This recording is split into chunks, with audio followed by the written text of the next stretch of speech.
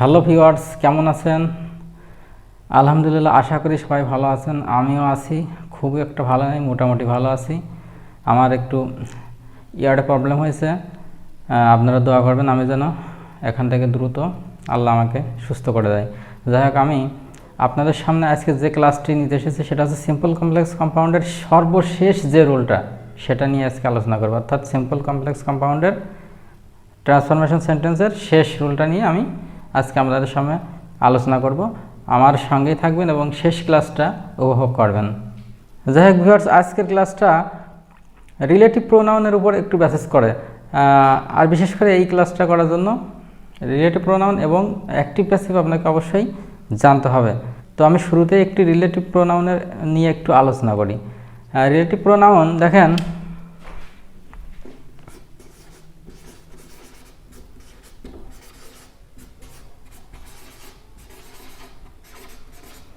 আমি সংক্ষেপে আরপি লিখলাম।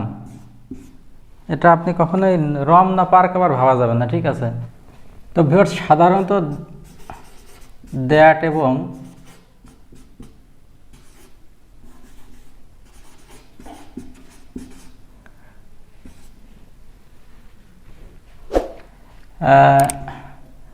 এই দ্যাট এবং ডাব্লিউএস ওয়ার্ডকে সাধারণত রিলেটিভ প্রোনাউন্স বলা হয়, ঠিক আছে? আমি সংক্ষেপে লিখলাম এই নাউন প্রোনাউন, ঠিক আছে?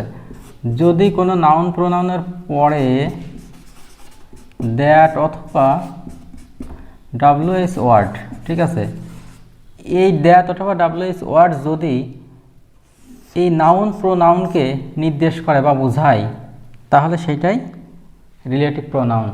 ভিউয়ার্স, আমি আবারও আরেকবার বলে দিচ্ছি, কোনো নাউন প্রোনাউনের পরে যদি দ্যাট অথবা ডাব্লিউএস ওয়ার্ড বসে, সেই দ্যাট অথবা ডাব্লিউএস ওয়ার্ড যদি এই সামনের নাউন প্রোনাউনকে বোঝায় বা নির্দেশ করে তাহলে বুঝবেন সেইটাই হচ্ছে এই যে আর পি, রমনা পার্ক। আমি একটা উদাহরণ দিয়ে বোঝাইলে আপনারা ক্লিয়ার হবেন। যেমন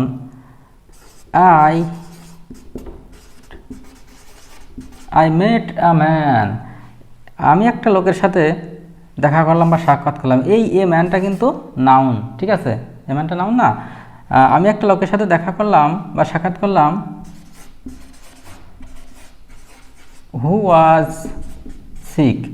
এ দেখেন, যে ছিল অসুস্থ, তাহলে এই যে কে, যে দিয়ে প্রশ্ন করতেছে কাকে বোঝাচ্ছে? এই এ ম্যানটাকে বোঝাচ্ছে। অর্থাৎ নাউনের পরে যে ওয়ার্ডটা বসছে হু, এই হুটাই হচ্ছে আর পি, অর্থাৎ রিলেটিভ প্রোনাউন। ক্লিয়ার? দেখেন ভিউয়ার্স, আমরা সেকেন্ড আর একটা উদাহরণে যাই। সেটা হচ্ছে আমি লিখলাম শি বট এ পেন। সে একটা কলম কিনেছিল, তাই না? এই যে এখানে কলমটা হচ্ছে কি, নাউন। তাইলে লিখলাম যে দ্যাট ওয়াজ রেড, যেটি ছিল লাল। সে একটা কলম কিনেছিল, যেটি ছিল লাল। দেখেন এই নাউনের পরে কি আসছে? যেটি, তাই না? যেটি ছিল লাল, তাহলে যেটি কাকে বোঝাচ্ছে? এই কলমটাকে বোঝাচ্ছে, ঠিক আছে? এই কলমটাকে বোঝাচ্ছে। তার মানে আপনি বলতে পারেন নির্দ্বিধায় এই দ্যাটটাই হচ্ছে রিলেটিভ প্রোনাউন, ঠিক আছে? আশা করি ভিউয়ার্স আপনারা বুঝতে পারছেন যে নাউনের পরে কী হয়, রিলেটিভ প্রোনাউন বসে। আর আপনি একটা জিনিস মনে রাখবেন যে এই রিলেটিভ প্রোনাউনের পূর্বে যে নাউনটা থাকে, সেইটাকে বলা হয় কি, antecedent,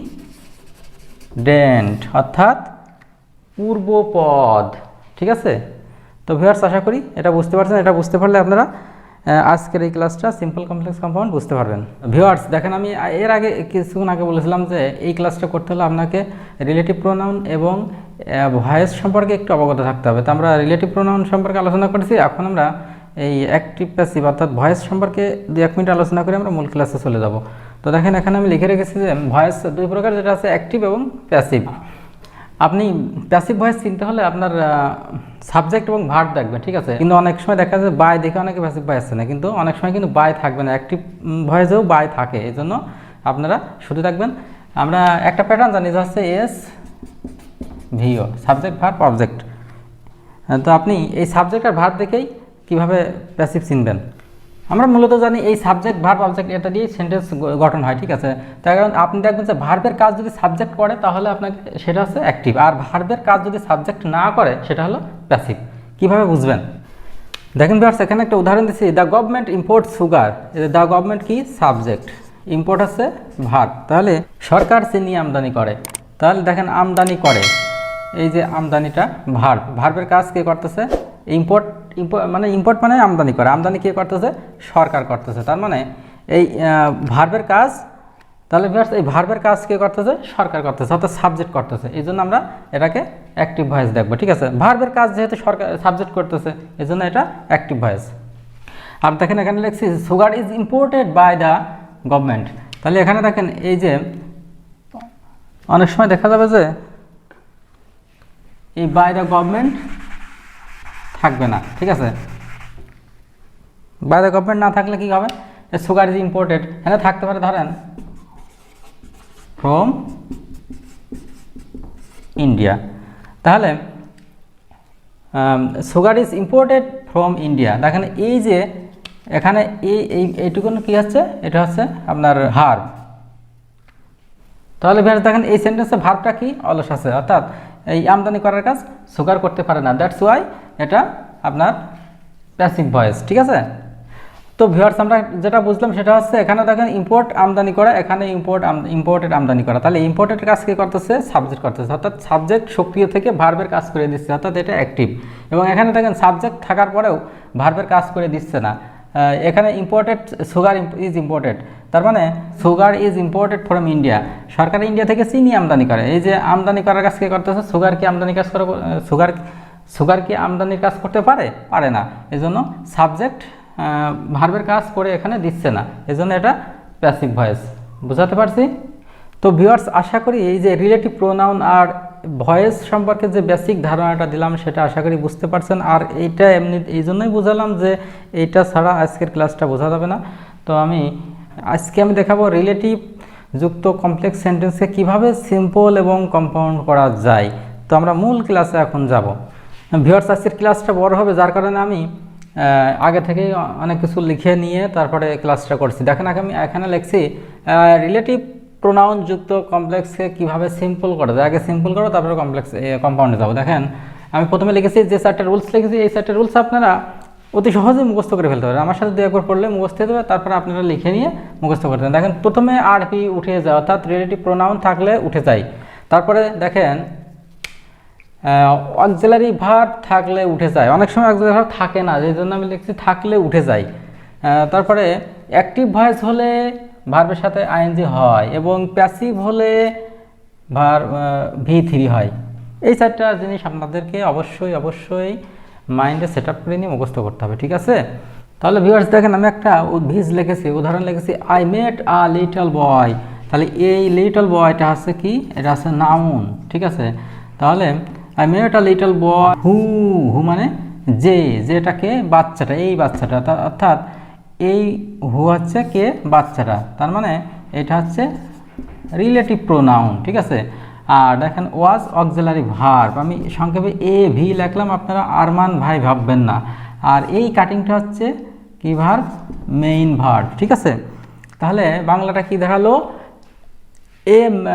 I met a little boy who was cutting harvest, আমি একটা বালকের সাথে বা বাচ্চার সাথে সাক্ষাৎ করলাম যে ফসল কাটতেছিল।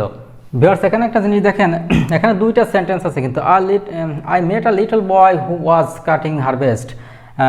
আমি যদি এখানে ধরেন আই মেট এটা আর এই যে হুটা যদি ধরে রাখি, তাহলে দেখেন a little boy was cutting harvest, একটা বাচ্চা ছেলে ফসল কাটতেছিল, তার মানে একটা বাচ্চা ছেলে ফসল কাটতেছিল। দেখেন ফসল কাটার কাজ কিন্তু বাচ্চার ছেলেটা নিজেই করতেছিল, তার মানে এটা অ্যাক্টিভ ভয়েস। তারপরে আমি প্যাসিভ ভয়েস চেনার কিছু টেকনিক আপনাদের দেখাই দিচ্ছি। আমি এখানে সংক্ষেপে লিখে দিই, প্যাসিভ মানেই subject be verb plus V3, অর্থাৎ বি ভার্ব তো আমরা জানি am, is, are, was, are, shall, have been, will have been, had been, have been. এছাড়াও আপনারা মনে রাখবেন যে কোনো মডেলের সাথে যদি বি যুক্ত থাকে সেটা হচ্ছে বি ভার্ব। তো ভিউয়ার্স আমরা এই উদাহরণটাকে কমপ্লেক্স আছে, আমরা এটা এখন সিম্পল করতে গেলে দেখা কি করতে হবে, আমাদের এই রুলসের নিয়ম অনুযায়ী প্রথমে আর পি উঠে যায়। দেখেন আমরা এই যে প্রথমে আর পি উঠে যায়, অর্থাৎ আমরা এই যেখানে হু আর পি উঠাই দিলাম মনে করেন। আর দ্বিতীয় নম্বরে অক্সিলারি ভার্ব থাকলে উঠে যায়, যেহেতু এখানে অক্সিলারি ভার্ব ওয়াজ আছে এটাকে উঠিয়ে দিলাম। তারপরে অ্যাক্টিভ ভয়েস হলে ভার্বের সাথে আইএনজি হবে, এখানে আছে। এখন আমরা কীভাবে করব, আই মেট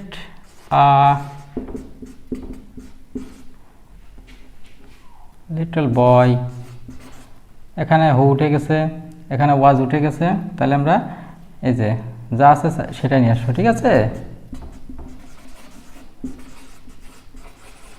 হারভেস্ট, তাহলে ভিউয়ার্স আগে বাংলাটা কী ছিল, যে I met a little boy who was cutting harvest, আমি একটা বালককে দেখলাম যে ফসল কাটতেছিল। আর এখন এটা কমপ্লেক্স থেকে সিম্পল করলাম, কি হলো, I met a little boy cutting harvest, আমি একটা বালককে ফসল কাটতে দেখলাম, কথা একটাই জাস্ট শুধু ঘুরিয়ে বললাম। তো ভিউয়ার্স দেখেন অ্যাক্টিভ সেন্টেন্স থাকলে আমরা যেভাবে কমপ্লেক্স থেকে সিম্পল করলাম, আর এখন প্যাসিভ ভয়েস যদি থাকে তাহলে সেটাকে কিভাবে আমরা সিম্পল থেকে কমপ্লেক্স থেকে সিম্পল করবে, ঠিক আছে।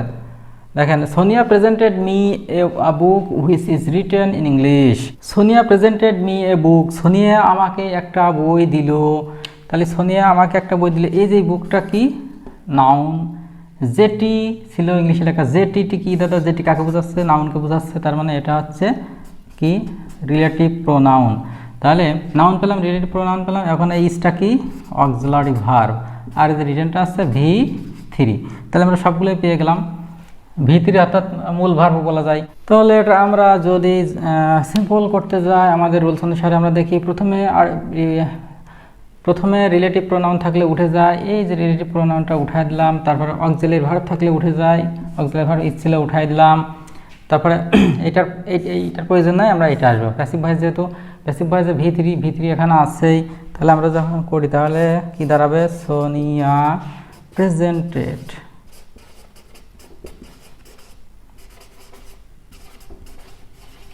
সোনিয়া আমাকে একটা বই উপহার দিল বা প্রেজেন্ট করলো, তাহলে আমরা এই দুইটা উঠাই দিচ্ছি, কি আসবে এখন, রিটেন ইন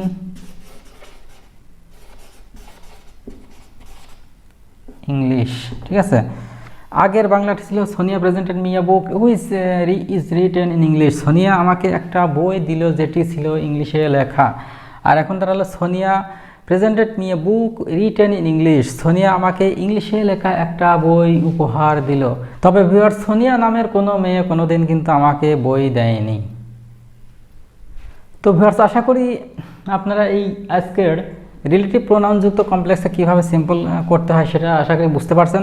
তো আপনারা হয়তো ভাবছেন যে ভাই এই রিলেটিভ প্রোনাউনে অ্যাক্টিভে মনে হয় সবসময় এরকম আইএনজি যুক্ত করাই থাকে, আর প্যাসিভে মনে রিটেন ভার্বের V3 থাকে। আসলে তা না, কিন্তু ভার্বের আপনি প্যাসিভে কিন্তু আপনি V3 পাবেন, কিন্তু অ্যাক্টিভের বেলায় আপনি যে আইএনজি যুক্ত থাকবে তা কিন্তু নয়। এখানে V1 V2 V3 ভার্বের সাথে এসিএস যুক্ত, আবার আইএনজি যুক্তও থাকবে।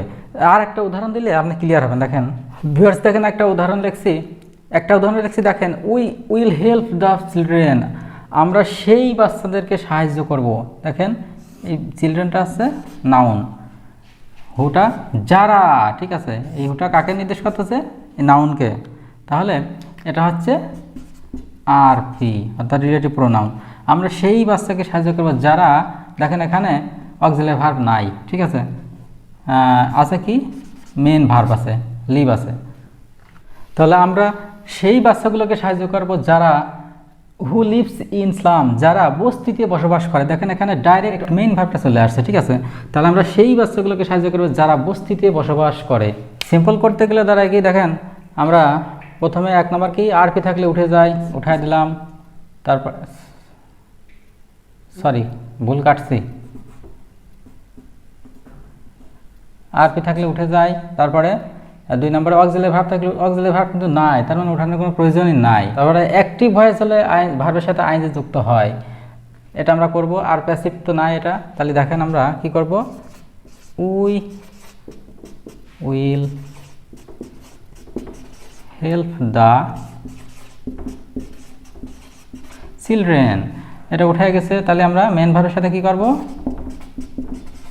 লিভিং, এই যে আইএনজি ইন স্লামস, ঠিক আছে।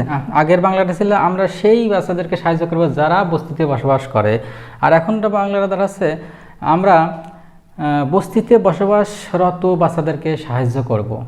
তো ভিউয়ার্স, আমরা রিলেটিভ প্রোনাউন যুক্ত কমপ্লেক্সকে সিম্পল বানানো দেখলাম। এখন আমরা এই রিলেটিভ প্রোনাউন যুক্ত কমপ্লেক্সে কীভাবে কম্পাউন্ড করতে হয়, আমরা যদি কম্পাউন্ড করা খুবই সহজ, ঠিক আছে।